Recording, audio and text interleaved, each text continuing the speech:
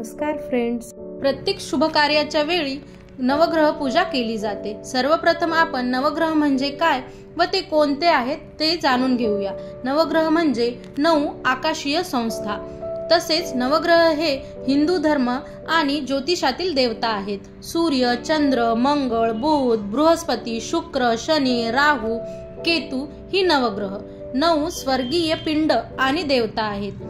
हिंदू शास्त्रानुसार पृथ्वीवरील मानवी जीवनावर ते प्रभाव टाकतात। नव म्हणजे 9 आणि ग्रह म्हणजे धारण करणे, ग्रह पकडणे।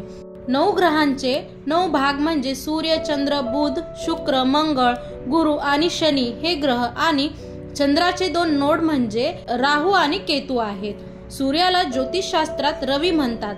तो नवग्रहांचा राजा मानला जातो। आपण आता नवग्रह शांती पूजा का केली जाते त्याबद्दल माहिती जाणून घेऊया। ज्योतिषशास्त्रात नवग्रह हे 2 वर्गात विभागले गेले आहेत। त्यापैकी राहू आणि केतू हे मायावी ग्रह आहेत। सूर्यदेव आत्म्याला कारक आहे, चंद्रदेव मनाला कारक आहे, मंगळ हा ऊर्जेचा कारक, तर शनिदेव हे कर्मफल देणारे आहेत। बुध हे वाणी आणि बुद्धीला कारक आहेत। गुरुदेव हा ज्ञानाचे कारक आहेत, तर शुक्र सुखाचा कारक आहे। कुंडलीतील ग्रहांची स्थिती अनुकूल असेल तर व्यक्तीला जीवनात सर्व प्रकारचे सुख प्राप्त होते, त्याचबरोबर शुभ कार्यात यश मिळते। त्याच वेळी जेव्हा ग्रहांची स्थिती प्रतिकूल नसेल तेव्हा व्यक्तीला जीवनात विविध प्रकारच्या समस्यांना तोंड द्यावे लागते। तेव्हा ज्योतिषाचार्य आपल्याला नवग्रह पूजा करायला सांगतात। त्यामुळे कुंडलीतील ग्रहांची स्थिती अनुकूल होते, तसेच नवग्रह देवतांचा आशीर्वादही आपल्याला मिळतो। नवग्रह पूजा ही प्रत्येक शुभ कार्याच्या प्रारंभाच्या वेळी केली जाते। यावेळी एक एक करून नवग्रहांचे आवाहन केले जाते। त्यानंतर नवग्रह देवतांना स्थान दिले जाते।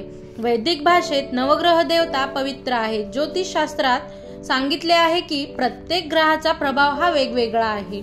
कुंडलीतील ज्या ग्रहाची स्थिती अशुभ असते त्या ग्रहापासून शुभ फळ प्राप्त करायचे काही उपाय आहेत असे ज्योतिषी ब्राह्मण आपल्याला सांगतात। तेव्हा त्या ग्रहाची पूजा जप करून घ्यावा। त्याचबरोबर ग्रहांची स्थिती अनुकूल होण्यासाठी नवग्रह शांती पूजा ही केली जाते। नवग्रह पूजा केल्याने शक्ती, आरोग्य, समृद्धी, वर्चस्व आणि शत्रूंवर विजय वाढतो।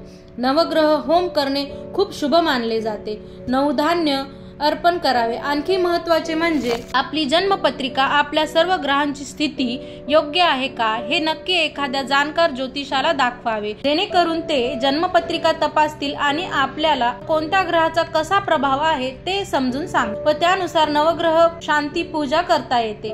या नवग्रह शांती पूजेने प्रामुख्याने कुंडलीतील सर्व दोष दूर होतात, मानसिक शांती लाभते, आजारातून सुद्धा बरे व्हाल। या उपासनेने जीवनात सुख, समृद्धी आणि ऐश्वर्य प्राप्त होते। धन्यवाद।